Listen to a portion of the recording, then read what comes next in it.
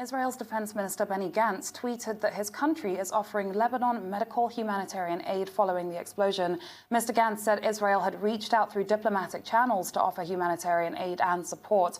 Meanwhile, the cause of the blast, which sparks fires and overturned cars, is still not known. Speculation remains over its cause, but an Israeli government official said Israel was not involved.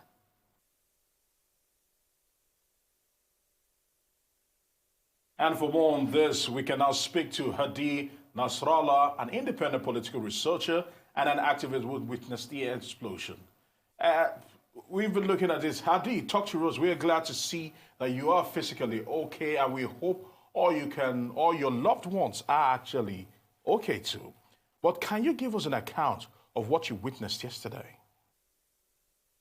Good evening, and thank you for having me.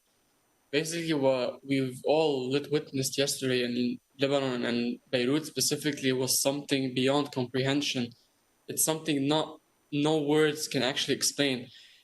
And coming from me as an independent researcher, I spent the last years in Syria in war zones, and I've seen bombs, I've seen attacks, I've seen warplanes bomb.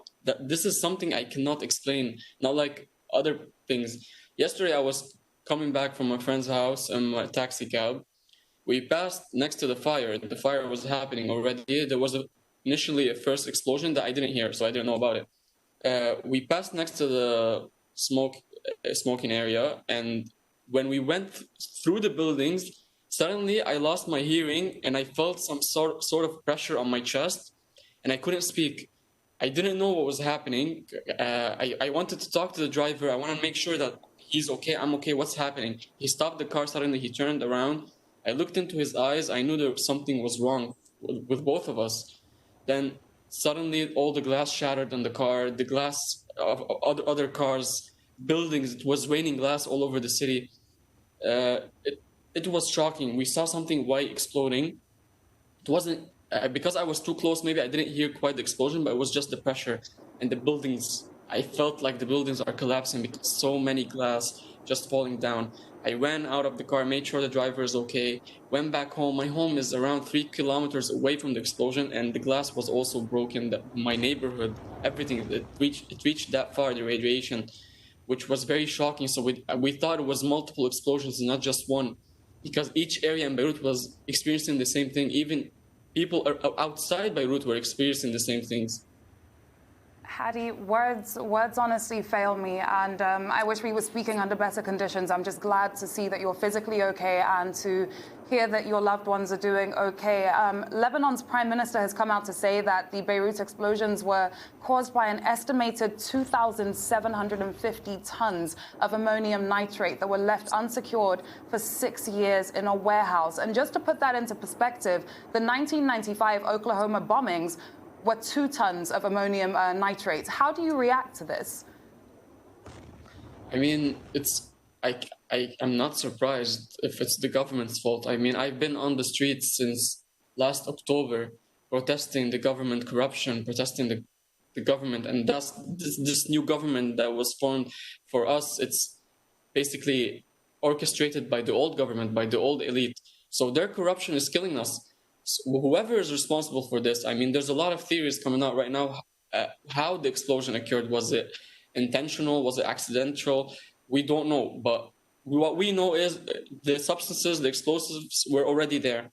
So whoever did this, the blame is on the government. The blame is on all those corrupt elite that they did this. And it's very furious that they just come out of 6 years later, they tell us, oh yeah, we forgot to remove some dangerous stuff next to citizens in Beirut. So this is now we're just mourning our people, we're mourning our city because it's something where our city, half of our city is destroyed completely. And historic sites are gone, vanished. Our port evaporated. So we don't want to now, we can't feel angry right now. We're sad, we're devastated. It's gonna take a few days until we observe everything that we've witnessed, until now we can put the blame on government, whoever was responsible for this. All right, Hadi, I sympathize with you. I can feel the pain in your voice. But this morning, a report stated that the death toll was 100, with over 4,000 wounded. And many still left in the rubble. What's the toll now? And how are hospitals across the city coping with this? There's a hospital in the area that was completely destroyed with the explosion, and there were 2 people killed in that hospital because the electricity was cut off and the oxygen, because they were coronavirus patients, so the oxygen was cut off, so they died in the hospital. The hospital is completely destroyed. They got everyone out. Hospitals, the morgues, there's not enough morgues to keep the bodies right now in Lebanon. The hospitals are trying their best. Now we got help from France, from Kuwait, other countries. They're sending paramedics. They're sending outdoor hospitals to help us, like Egypt. But the death toll will keep rising because right now I was watching on the news that there were people still stuck in the rubble, and not just where the explosion occurred, it's around it also because a lot of buildings collapsed. So there are people still stuck and they don't know how many bodies are still inside. But so far it exceeded 100% and 4,000 injured. Hadi, I'm so sorry. Like, this just couldn't have come at a worse time. And how do you react to President Donald Trump's remarks that military generals told him that the explosion was likely an attack? I mean, this seems like a very risky statement for him to make in terms of national security. It was actually a very shocking and dangerous statement. He just assumed it was a bomb. He just didn't just say an attack.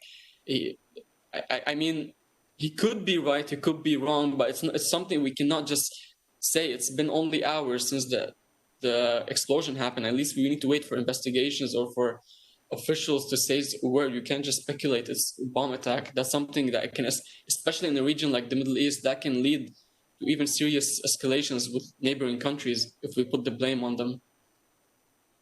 All right, Hadi. Israel have also offered humanitarian aid to Lebanon, and the defense minister Benny Gantz has stated that the country has reached out to Lebanon through diplomatic channels. What do you make of all this? I mean, we go by the Lebanese constitution, which regards Israel as an enemy state when we cannot accept any offer from them.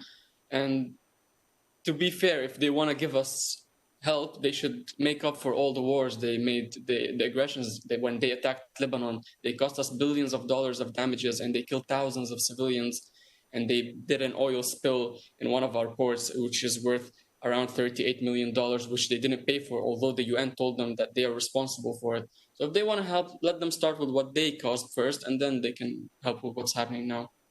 And Hadi, before we let you go, because I'm sure you're quite busy today and we've taken some of your time, what is the mood across Beirut this afternoon? Many citizens said that they haven't felt this way since the civil war. Yeah, I can't. The thing is, yesterday I was emotionless. I wasn't angry. I didn't feel anything. I wasn't shocked. Today when I didn't sleep, so when I went outside, I just looked at the streets. I started crying. I've been crying since 5 in the morning. Just looking at the people's faces, the devastation, I felt defeated for the first time. In Lebanon, I felt defeated. I felt like there was no hope anymore. This is the feeling around all of Lebanon right now. All right, we sympathize with you, Hadi, and please just keep the spirits very strong at the moment as the entire world is in prayers for Lebanon. Thank you so much.